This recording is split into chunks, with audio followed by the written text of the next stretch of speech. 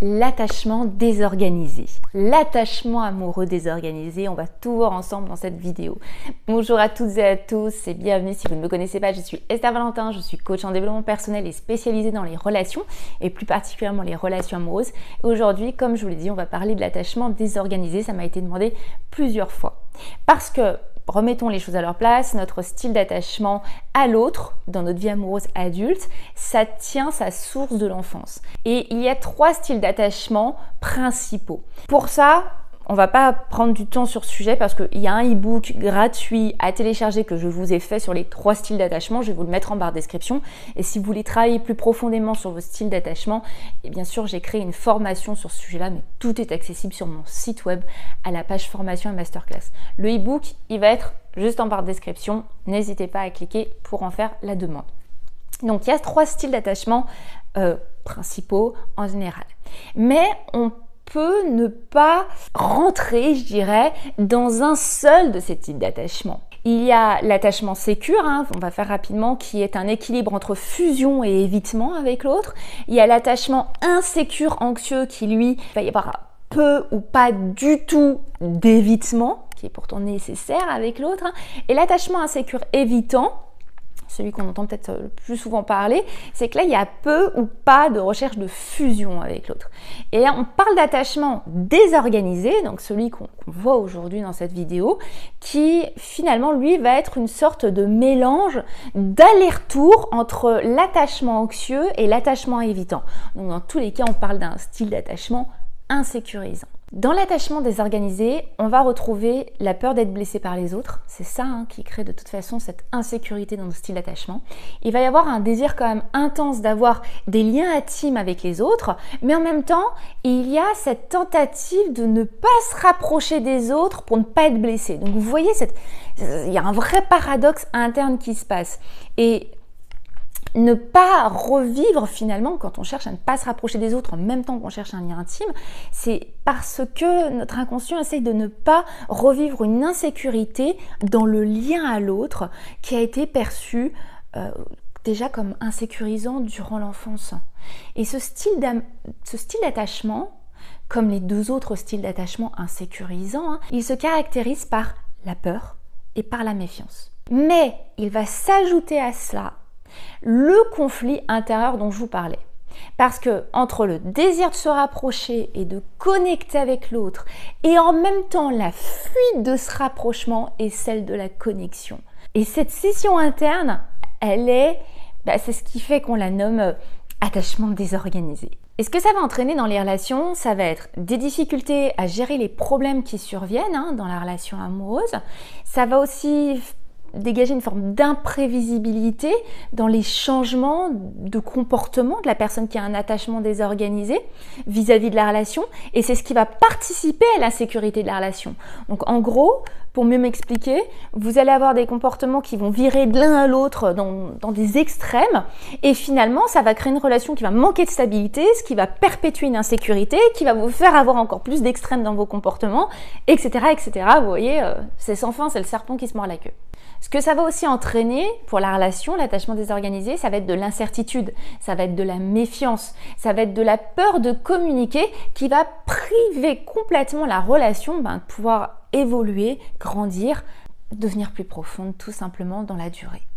Maintenant, on va voir ensemble 7 signes de l'attachement désorganisé avant de parler ensuite de comment on peut aller se diriger vers un attachement plus sécurisant, un attachement plus stable, en tout cas avec lequel on se sent plus confortable et qui va nous permettre de développer des relations plus sereines. Donc ces signes de l'attachement désorganisé, premièrement, ça va être une attitude désorganisée dans vos relations. Évidemment, ça semble complètement logique. Quand on dit une attitude désorganisée, ça va être des comportements assez intenses et ou imprévisibles qui peuvent finir par déconcerter votre partenaire ou vos relations proches, tout simplement. Le deuxième signe d'un attachement désorganisé, ça va être la peur extrême du rejet. Il va y avoir de grosses difficultés à établir une réelle connexion à l'autre, une réelle et profonde connexion à l'autre, et avoir confiance dans les paroles et l'attitude de l'autre. Le troisième signe, ça va être le besoin de proximité, en même temps que cette peur extrême du rejet. Ça va être de sentir une méfiance mais d'espérer en même temps se sentir proche. Ça va être d'avoir envie de proximité tout en fuyant, tout en évitant la proximité émotionnelle. Je dis bien la proximité émotionnelle. Donc en fait, c'est d'essayer de ne pas y participer, d'être dans la retenue, mais d'espérer de se sentir en sécurité et connecté avec l'autre. Ça ne fonctionne pas. Le quatrième signe d'un attachement désorganisé, c'est les comportements agressifs.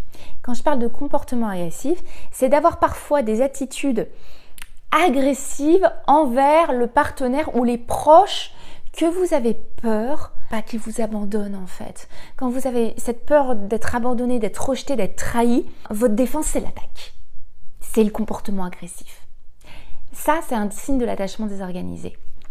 Le cinquième signe que je voulais vous partager, ça va être la faible estime de soi. Donc vous voyez, on ne peut pas isoler ces signes. Là, on est un petit peu dans un ensemble parce que la faible estime de soi, elle va entraîner vraiment, elle peut tout à fait se retrouver dans l'attachement anxieux ou évitant. Donc là, on prend les signes dans leur ensemble. Donc le cinquième signe, c'est la faible estime de soi. C'est cette tendance à manquer d'estime de soi, ayant manqué de soutien et de sécurité affective ou de sécurité émotionnelle, je dirais, dans l'enfance. Donc ça, quand on le relie aux autres points, effectivement, il est grand probable, très probable, je dirais, qu'on soit sur un attachement désorganisé. Le sixième signe, ça va être l'anxiété. Souvent, les personnes à l'attachement désorganisé vont être des personnes anxieuses, voire même dépressives. Parce que quand on manque de cette stabilité envers soi-même, quand nous-mêmes on s'oppose à nous-mêmes dans des comportements, des attachements qui s'opposent, qui sont extrêmes, c'est épuisant, c'est anxiogène. Ok ? Et le septième et dernier signe que je voulais voir avec vous sur l'attachement désorganisé, c'est le sentiment d'être inadapté. Ça, c'est une tendance à se sentir inadapté aux yeux des autres, inadapté pour les relations. En fait, de ne pas comprendre ce qui nous arrive, de ne pas comprendre pourquoi ça ne fonctionne pas, de ne pas comprendre. Et ça nous laisse ce sentiment d'être inadapté, de ne pas pouvoir gérer. Et ce qui va enfoncer en fait en plus cette faible estime de soi. Donc en fait, ça aggrave un autre signe.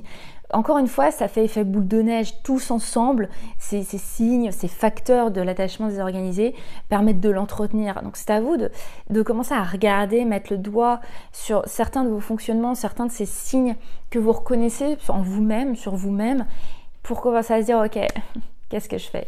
Et justement, on va voir ensemble maintenant, qu'est-ce qu'on en fait ?